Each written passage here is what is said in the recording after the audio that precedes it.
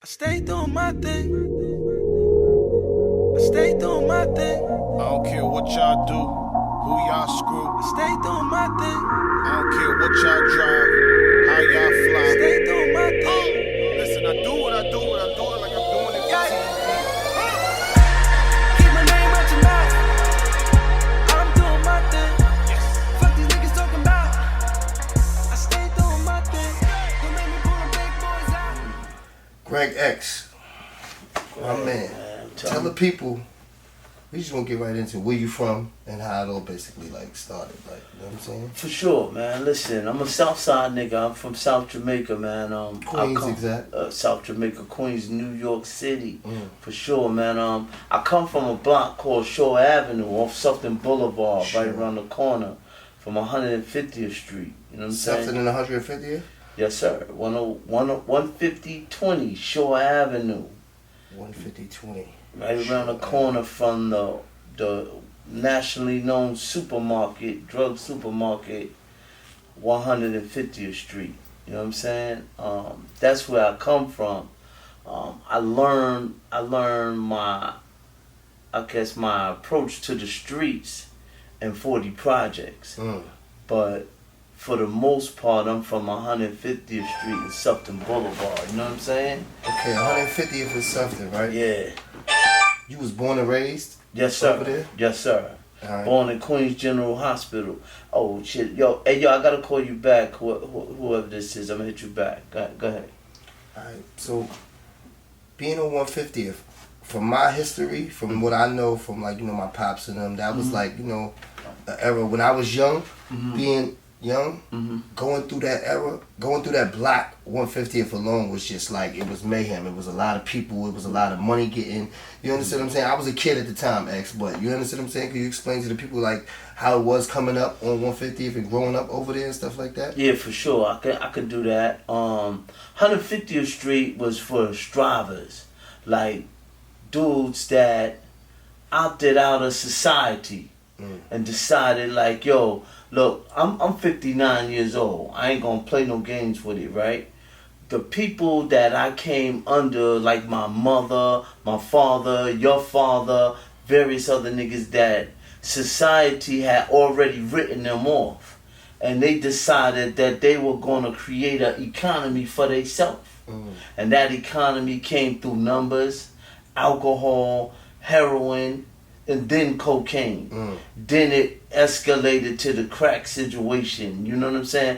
But for the foundational people, black men and women from South Jamaica that were a part of La Cosa Nostra, or that gangster living. Not the shit they call gangster now. No disrespect to the gangsters of today, but I'm talking about organized criminal black folks that operated to survive, to take care of their families and take care of their community as well. You know, so that's, you know, where it came. The alcohol, the numbers, cocaine, heroin.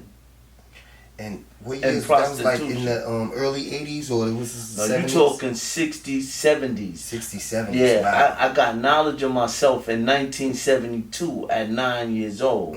So I was in the street from 10 years old on because of the conditions that I lived under.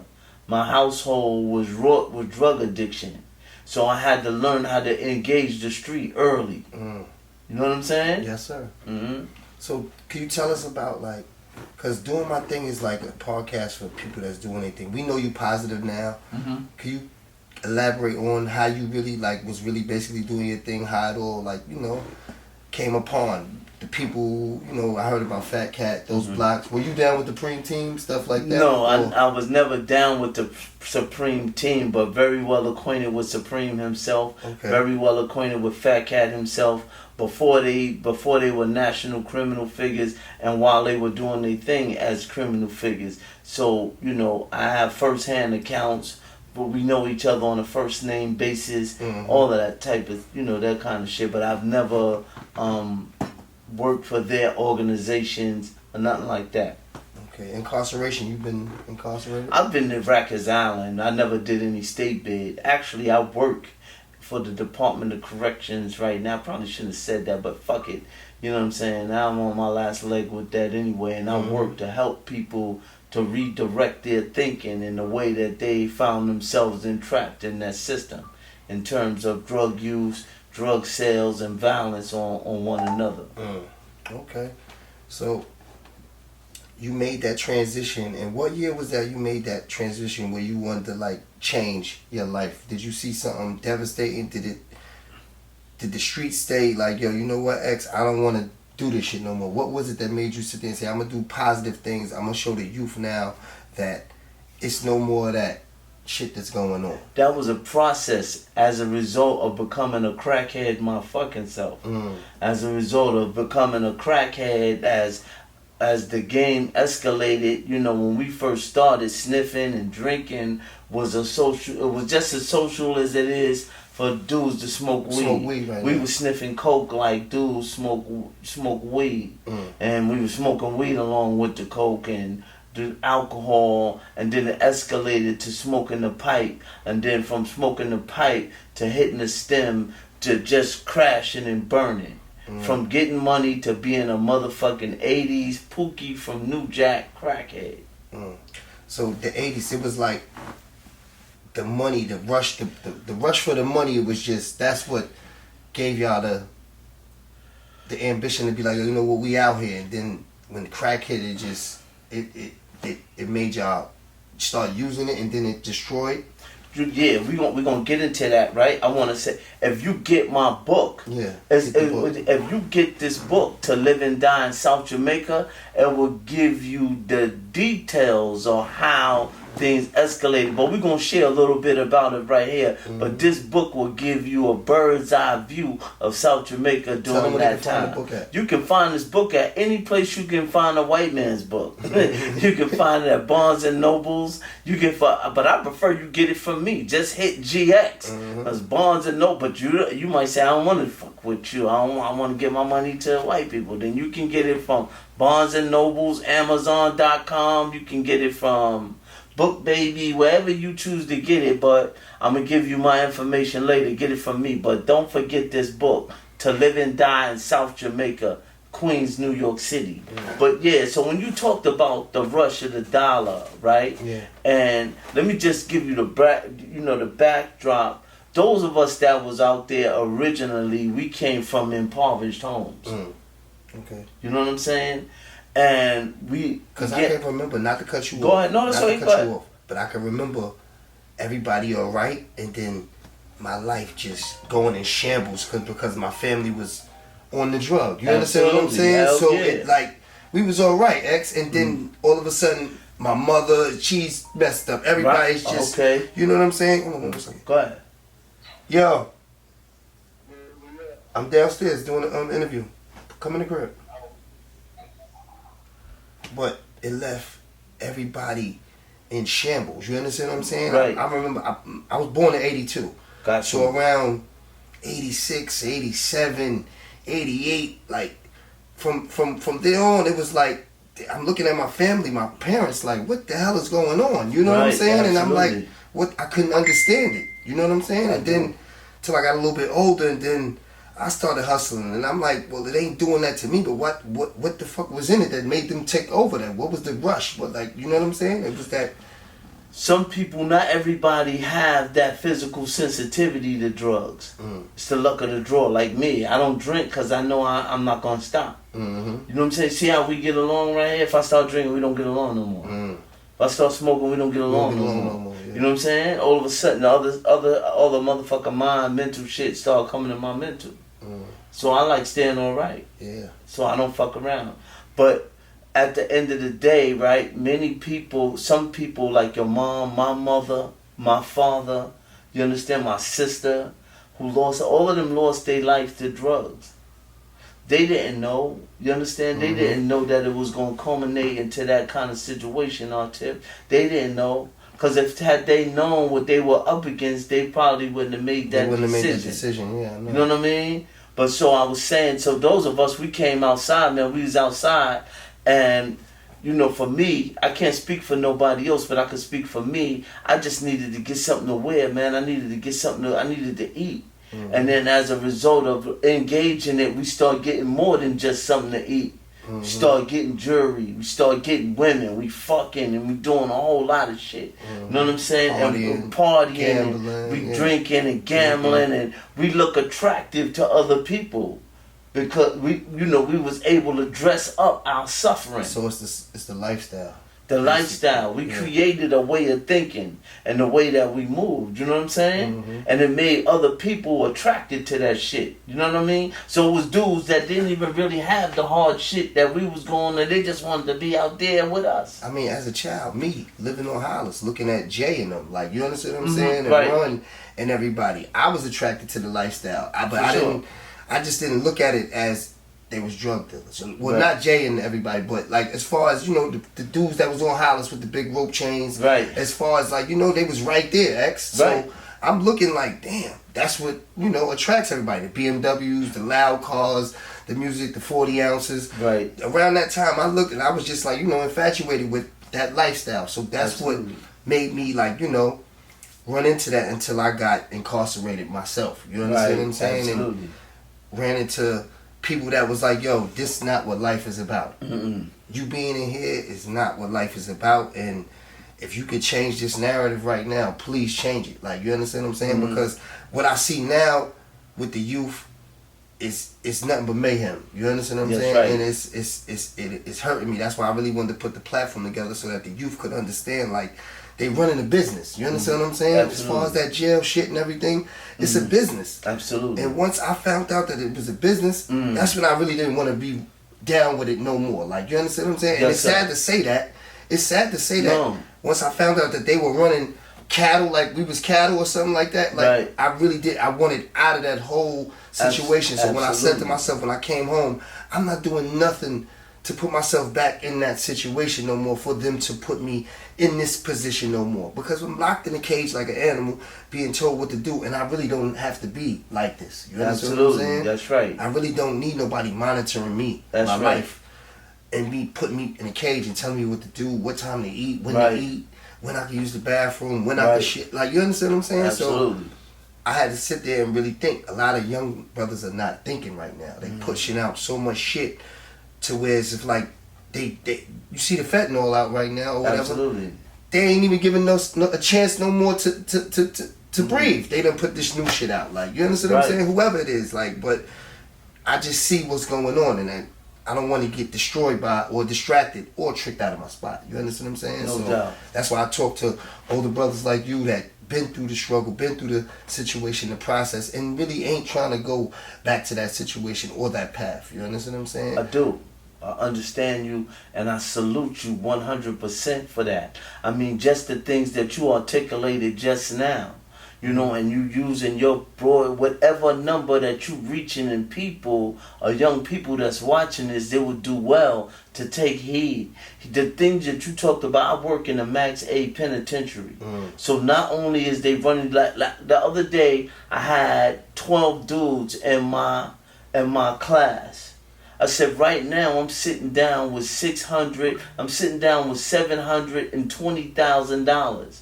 Because each one of you are worth $60,000 a year. And to the people, can you let them know that they're worth money in there? You I'm understand what I'm saying? telling They you treat right us, now. Yeah, they treat us like Each one of them has an annual income of $60,000. each inmate, right? Each inmate has an annual income of $60,000, and that might be cutting it short.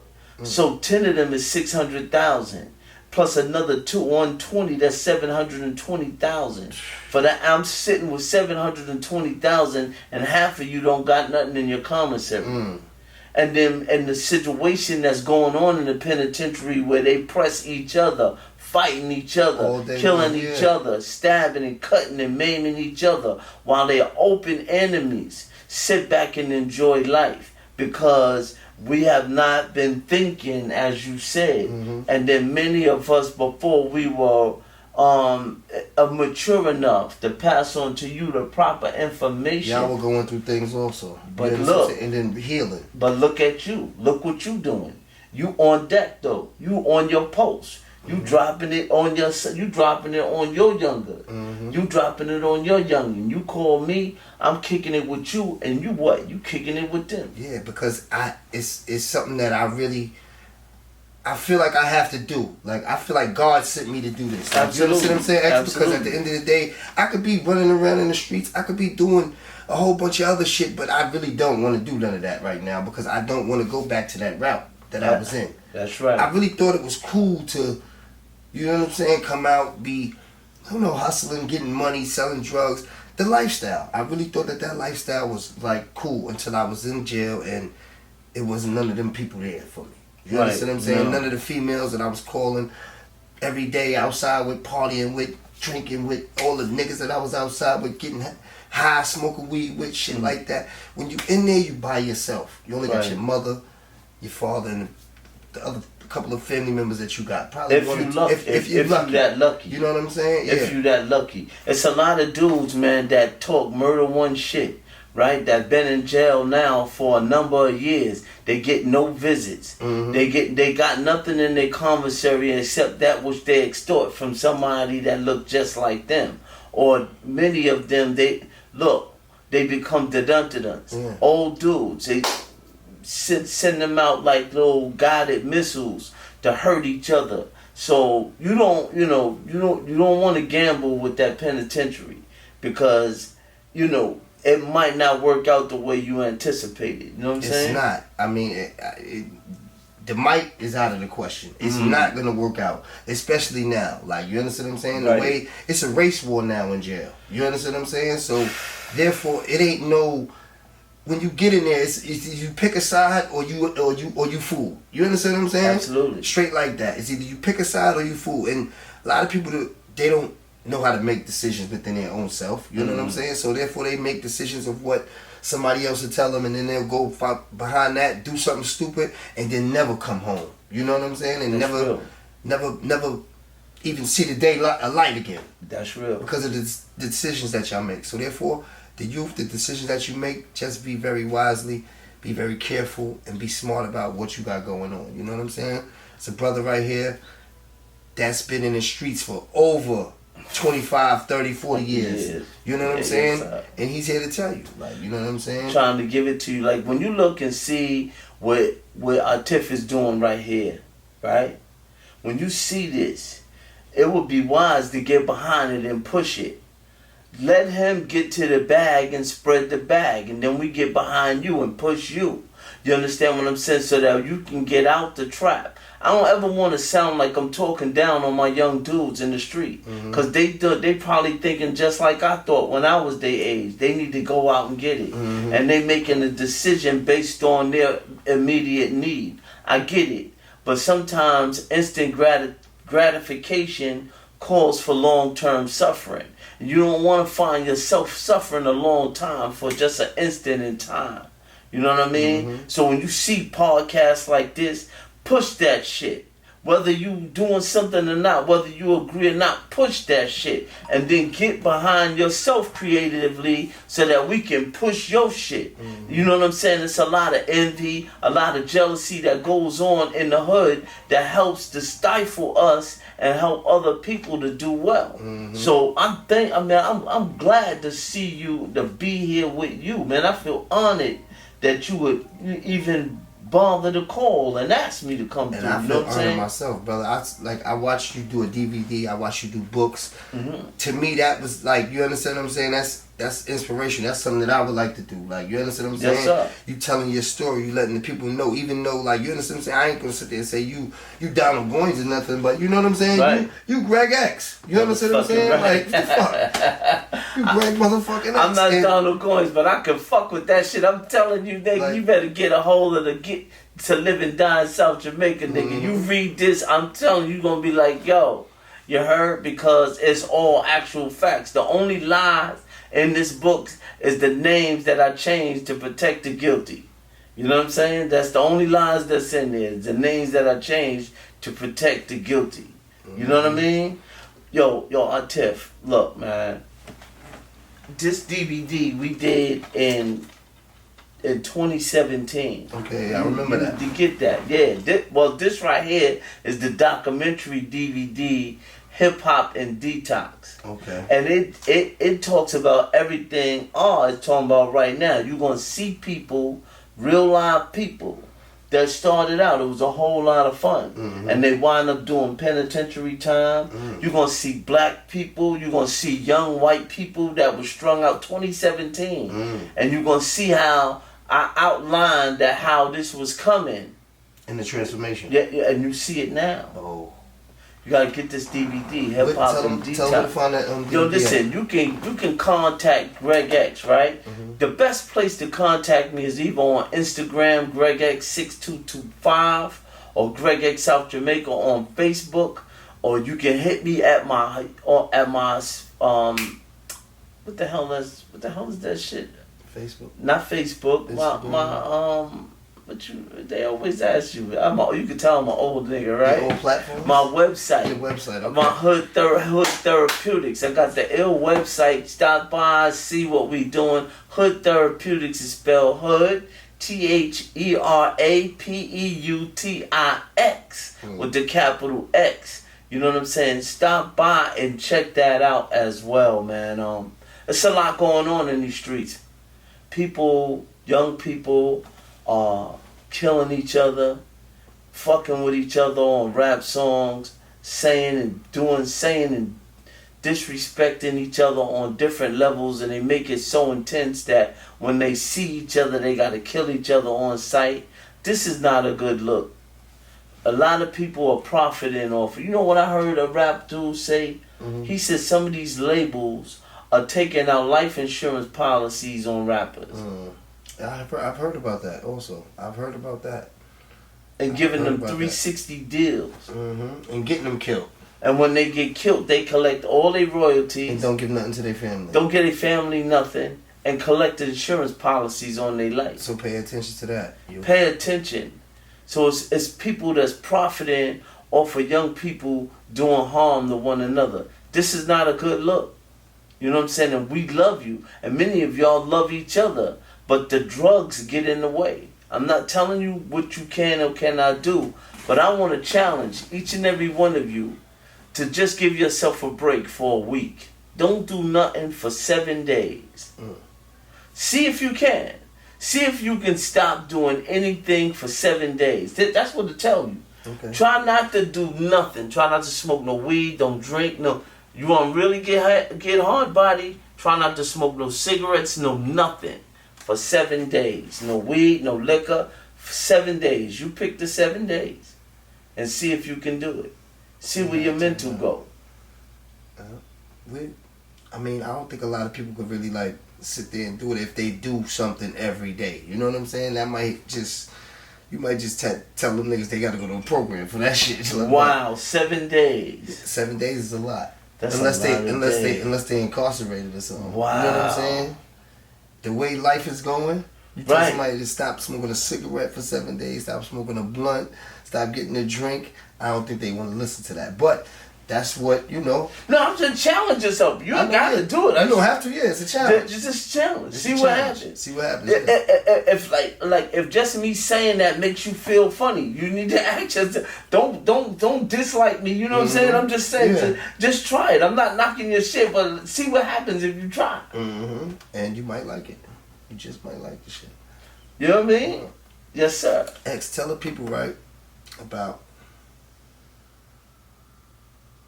leaving the game and how hard it was to leave that game, basically. Oh wow, man, real good question. Leaving the game, first I had to get back clean, cause once I got high, I had left the game anyway. I'm out the game. I'm not hustling no more. But you still had an addiction though. Yeah, for to sure. Money. You know what I'm saying? Yeah, for sure. To get to that high. Absolutely. You know what I'm saying? By the time I got back, now I gotta reestablish myself. The first thing what I did, I went to see some folks, I can't really call their name. When I went to see them, they had already got rounded up the day before I came to see them.